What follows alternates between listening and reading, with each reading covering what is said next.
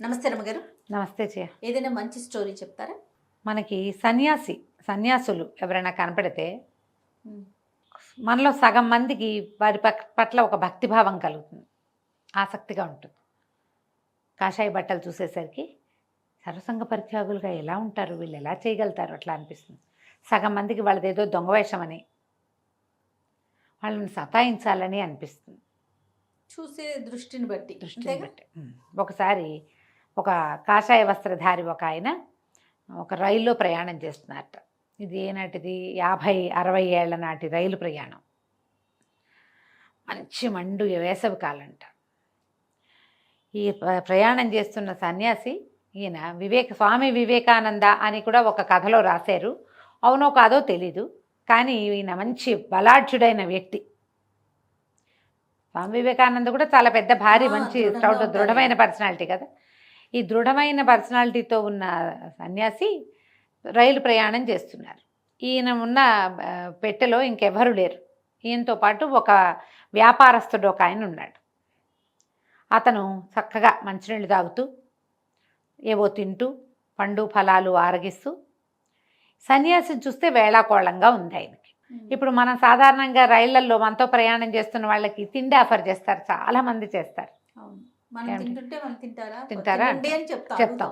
అవతల వాళ్ళ దగ్గర ఏమీ లేకపోతే ఇంకా ఎక్కువ తీసుకోండి అంటాం. కానీ ఈ వ్యాపారస్తుడు అట్లా చేయలే. ఆయనకి ఒక వేళాకోళంగా హేళనగా ఉంది. ఈ స్వామీజీ ఇప్పటికి కొన్ని పూటలుగా ఆయనకి ఆహారం లేదు.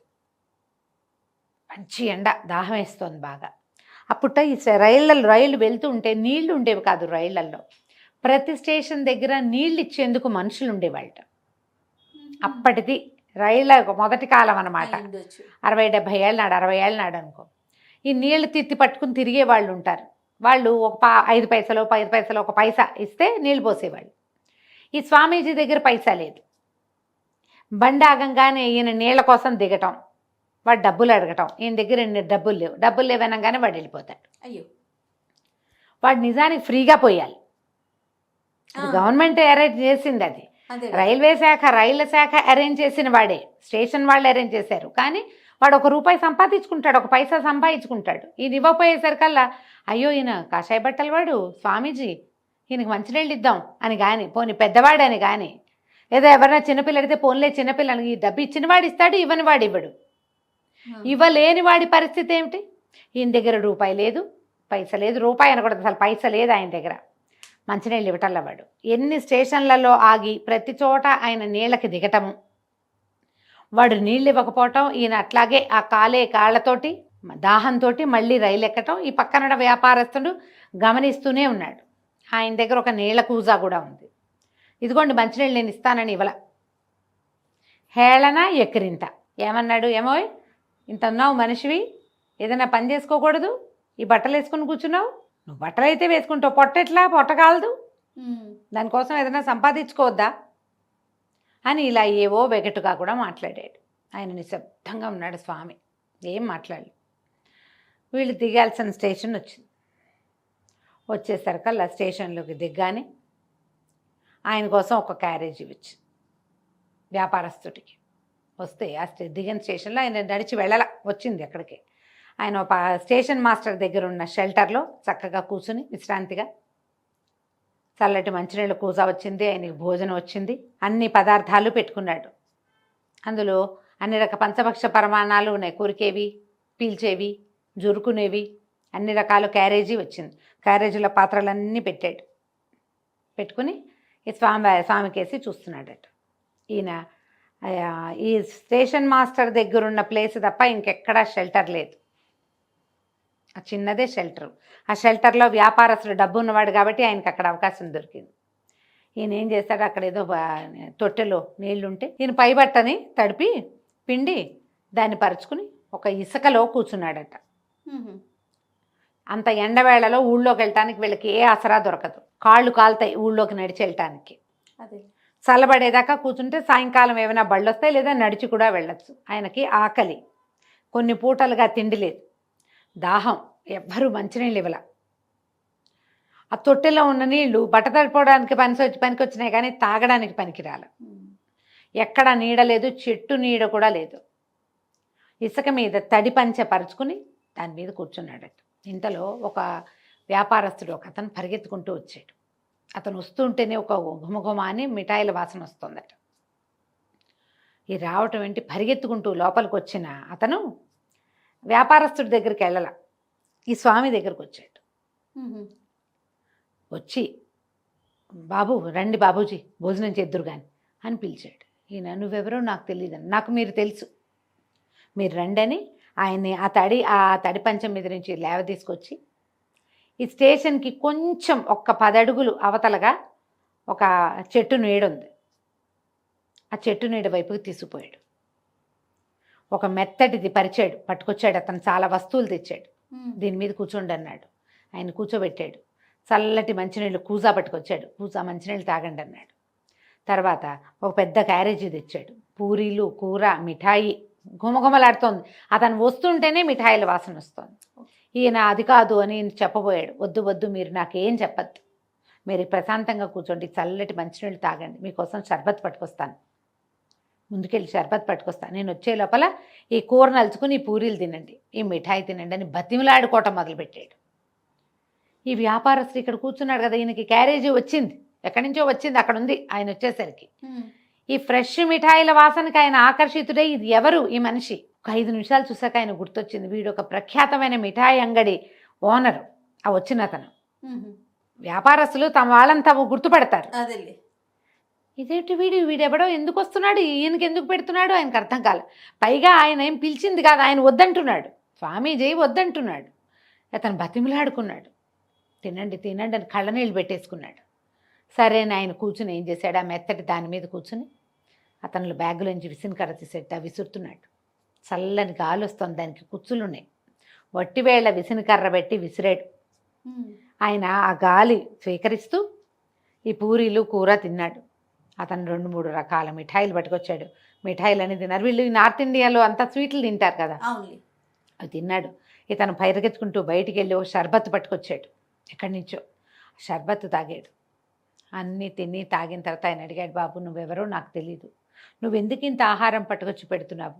నేనేం ప్రయత్నం చేయలేదు నాయన, దానికోసం నేనేమి అడగల ఎవరిని, నేను నిన్నెప్పుడు చూడలేదు, అసలు నేను ఈ ఊరు వచ్చిందే ఇప్పుడు అనేసరికి ఆ మిఠాయి దుకాణం వాడు హాస్పిటల్ వేసుకుని ఈయన దగ్గరకు వచ్చింది, బాబు నేను ఈ ఊర్లో ప్రఖ్యాతమైన మిఠాయి అంగడి వాడిని, బాగా పెద్ద కొట్టు మాది, నేను రోజు మధ్యాహ్నం భోజనం చేసి పడుకుని నిద్రపోతే నాకు రాముల వారి కళ్ళలో కనపడ్డాడు.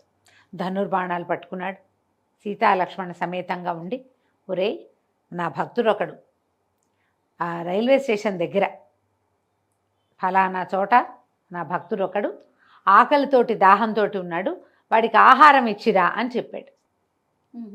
ఇచ్చిరా, మెత్తటి వస్తువు తీసుకెళ్ళు, మంచినీళ్ళు తీసుకెళ్ళు, మిఠాయిలు తీసుకెళ్ళమని చెప్పాడు.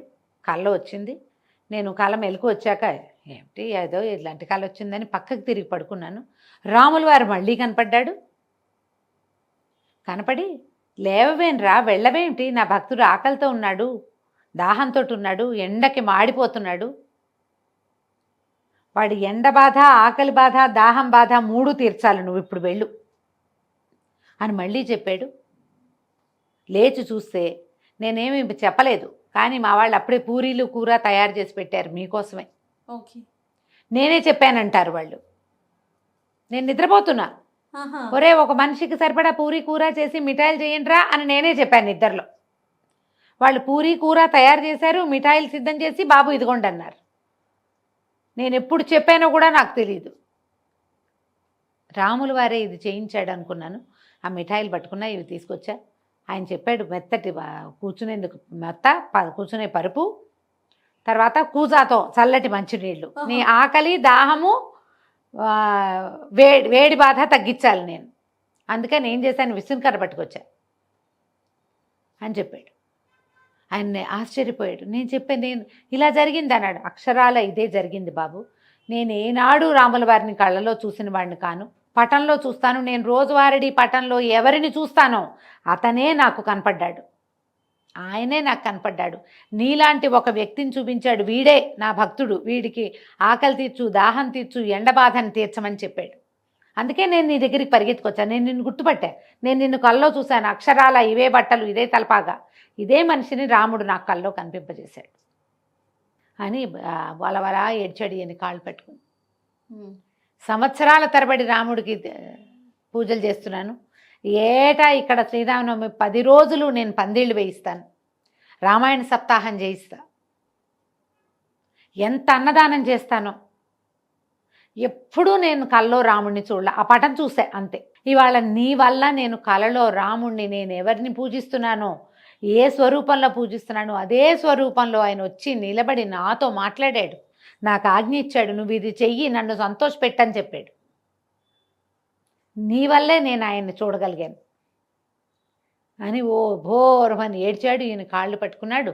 ఈ జరుగుతున్న సీన్ అంతా ఈ స్టేషన్ మాస్టరు, ఆ వ్యాపారస్తుడు వాళ్ళు చూస్తున్నారు. నీళ్లు మోసేవాడు, వాళ్ళందరికీ తెలుసు. ఈ ఊళ్ళో ప్రఖ్యాత మిఠాయి కొట్టు ఓనరు, ఆయన తెలుసు. ఆయన సామాన్లు ఒంటరిగా అవన్నీ తనే మోసుకు రావటం ఏమిటి, ఆయన 10 మంది పనివాళ్ళు ఉన్నారు. పరుగు పరుగుని రావటం ఏమిటి, ఈ భిక్షకుడిలాగా బికారిగా ఉన్న ఒక సన్యాసిని, కాషాయ వస్త్రధారిని కూర్చోబెట్టడం ఏమిటి, తిండి పెట్టడం ఏమిటి, కాళ్ళు పట్టుకుని అలోపోలోమని ఏడవటం ఏమిటి. అప్పుడు ఈ వ్యాపారస్తుడు లేచి వచ్చాడు. అప్పటిదాకా బోల్డని తింటూ ఒక్క పీసర్ కూడా ఆఫర్ చేయని వాడు. బాబు నువ్వు ఫలానా వాడివి కదా అన్నాడు. నేను ఫలానా వాడిని, ఆ కొట్టు నాదే, రాముల వారి ఆజ్ఞ చొప్పున ఈయనకి భోజనం పెట్టడానికి వచ్చానని చెప్పాడు. అదంతా వినేసరికి వింటుంటే ఆనంద బాష్పాలు వస్తున్నాయి వాళ్ళకి. భగవంతుడు కల్లో కనపడి ఒక వ్యక్తికి అన్నం పెట్టమని ఇంకోటికి చెప్పటమా? అదే కదా. వాడు ఆ ఆజ్ఞ చొప్పున ఇంత దూరం పరిగెత్తుకు రావటం. ఆ రైల్వే స్టేషన్ ఏం దగ్గర లేదు. ఆయన ఆగ మేఘాల మీద వచ్చాడు. మరి ఎట వచ్చాడో, బండిలో వచ్చాడో, నడిచొచ్చాడు. స్టేషన్లో ఉన్న వాళ్ళందరూ దండం పెట్టారు ఈ స్వామీజీకి.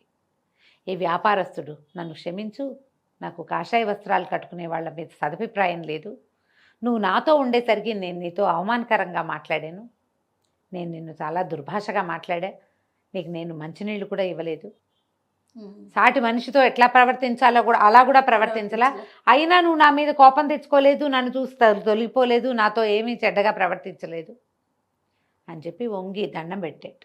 ఆయన పాదధూళి తీసుకుని నెత్తి మీద పెట్టుకున్నాడు.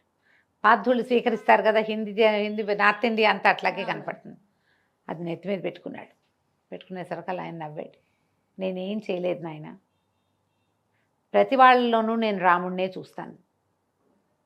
నువ్వు దుర్భాషలాడితే రాముడే దుర్భాషలాడుతున్నాడు అనుకున్నా, రాముడే అన్నం పెట్టాడు. భగవంతుడు ఎక్కడైనా ఉంటాడు, ఎలాగైనా ఉంటాడు, ఏదైనా చేస్తాడు. దానికి తార్కాణం ఇదే.